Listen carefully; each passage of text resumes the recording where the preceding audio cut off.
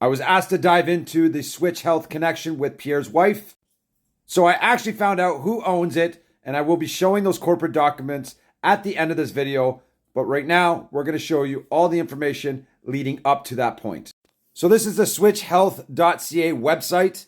And believe it or not, they still have the old post of when they partnered up with Air Canada. Now, all of this was given to me by a tip from somebody on X stating that the company was called Switch Health and that they had to deal with Health Canada. And there was rumors on how she owned the company, or at least used to own it. So I found this old document dating back from December 6, 2021. So I read up a little bit on it just so I kind of get the idea of what they were all about and what they were doing.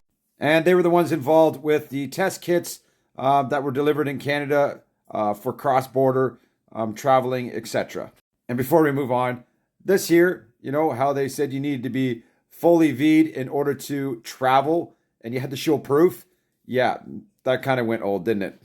Now, I found a link through Wikipedia. I was reading the information on there and it gave me a link to this and it said 404 page not found. This was to the products that they were selling. So I kicked over to the Wayback Machine. I put in the address and boom, you can see all the activity from 2021 to 2024.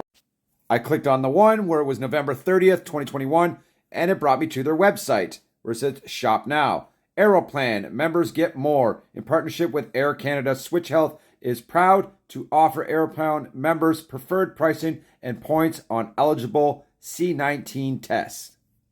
You click on the Shop Now, and it brings you to a list of their products. Now, there was something that I want to just point out before I move on, because I thought it was a little bit sus. So the first thing I want to point out is this was the cheapest product on their website. But check this out. But it was the only one that actually had the biosensor technology within it. I'm not sure many people even knew that it contained biosensors, but it did. Now, there was an option there to download the instructions. So I clicked on it, hopefully that I was going to be able to get it, as this is the Wayback Machine. And I didn't think that you could actually download external information off the Wayback Machine, but you can. Now, you can pause to read that all if you want. It's not fully there, as there are 3 more pages below that. I just didn't feel that it was necessary to show it. But I just wanted to show you how capable of information that is missing that you can actually find with the Wayback Machine. Now, the reason why I'm showing you all this is because I had to figure out the actual name of the company that it was registered to Corporation Canada or Corporation Ontario. So I then popped onto the Wikipedia, got some more information here. I see that the headquarters was in Toronto. The key people was Mark Thompson, CEO, not Anaida Poilievre, services, and then their website. So I knew I was onto something here. What I did find, though, was Rona Ambrose. This was on the Switch Health Wikipedia. For anybody who doesn't know who that is, we're about to find out. But you can see the other key staff members included Mary Langley and Oiga. I'm probably going to hack that, so I won't even say it. Now, it turns out that she was a conservative member. And I know, all the liberals are going to be like, see, I told you conservatives had everything to do. No. See, she was a conservative long before the COVID-19 pandemic came around. She actually turned around and became liberal. And I'm going to show you that. So her whole career for the conservative ended in 2017, well before the pandemic even started, and well before she became a part of Switch Health Company. As stated here, she did serve the conservative role until 2017, when she announced her retirement from federal politics.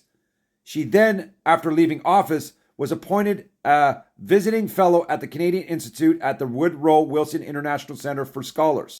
Later that year, she was named to the Liberal government's 13-member NAFTA Advisory Council to provide input on trade negotiations with the United States and Mexico. So she was a conservative turned liberal. And here's her retirement letter to the public.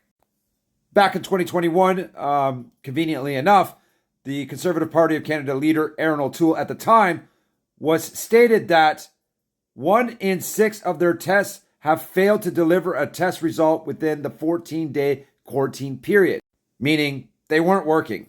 On politics.ca website, I did find that in 2023, October 10th, Switch Health Holdings, this is how I found out their actual name, and we're going to get to the corporate document soon. Switch Health Holdings filed a lawsuit against the federal government alleging that they changed the contract details and terms during the pandemic.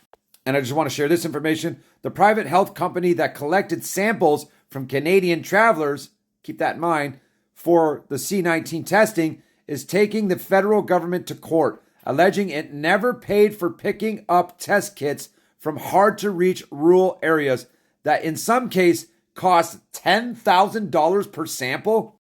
That seems a little bit outrageous if you ask me. $10,000 a sample. Come on. Like, give me $5,000. I'll do it for half the price.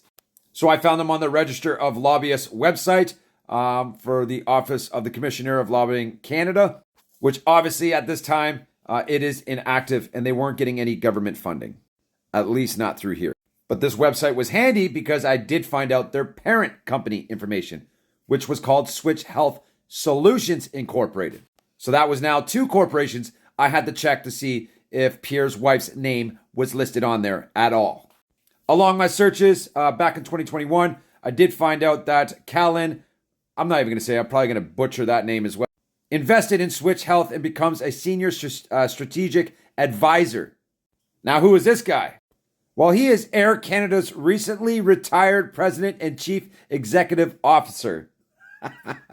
Is that not a conflict of interest? Did he retire just to get into the game and collect some cash from this whole C19 thing that went down?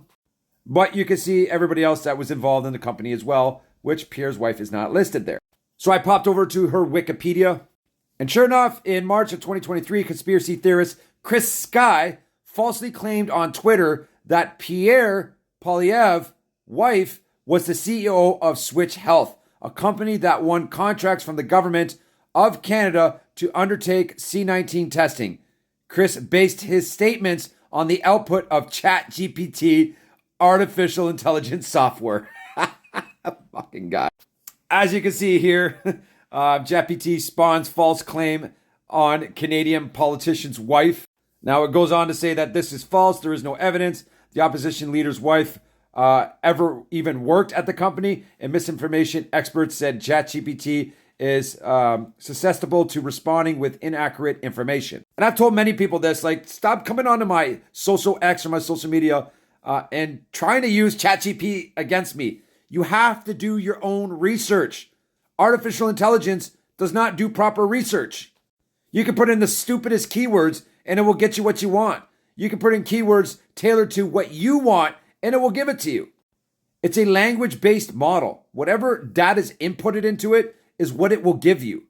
And it will use some of that to do some research to a certain extent. That's why I always laugh at when people pull out this AI stuff on me, like, you don't know what you're talking about unless you've actually dug into the information. But let's get to the corporate documents. So I did find his Twitter account on the Wayback Machine on this subject, where the whole conversation went on about this, and conveniently enough, I couldn't get the video. It was taken down. But they did say that the evidence wasn't there. Wayback Machine wiped it all away, and you couldn't find the information about the website, blah, blah, blah, blah, blah. But it was there. It was all still there. But he came up with the excuse saying Wayback Machine can 1,000% be scrubbed. It's just an extra process. But instead of just looking up the corporate documents, this guy trusted ChatGPT in order to give him an answer. So this whole thing was just BS to begin with. But looking at the first company called Switch Health Holdings, none of them was Pierre's wife. You scroll down to the bottom where it shows all the changes of people that owned it or the company name. None of them was Pierre's wife. You go to the other one, which is Switch Health Solutions. Look at those names. None of them was Pierre's wife. Then you can look at all the changes in that company as well. And none of them are Pierre's wife. Now, there's a lot of rumors going around about Pierre and his wife, and I've debunked 6 already. If you got another rumor, you want me to debunk it or find out if it's true, hit me in the chat, leave a comment in the comment section, give me a lead, something to go off of, and I'll do the research. But this one we could say she was not a part of Switch Health at all. And if you want to find out if her dad was a criminal or not, I did one on that too recently. Go look at my page. It's the orange video, and I've already debunked that one as well.